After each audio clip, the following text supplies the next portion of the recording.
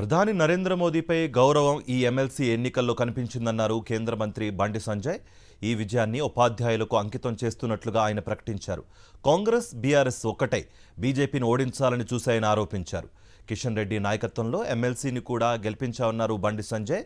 ఉపాధ్యాయుల సమస్యలను పరిష్కరిస్తామని హామీ ఇచ్చారు. భారతీయ జనతా పార్టీ ఉపాధ్యాయ ఉద్యోగుల సమస్యల కోసం ఇవాళ మూర్ఖత్వపు 317 జీవోని తెచ్చినటువంటి కేసీఆర్ మూర్ఖత్వానికి వ్యతిరేకంగా ఆ రోజు ఏవిఎన్ రెడ్డి గారిని గెలిపించారు.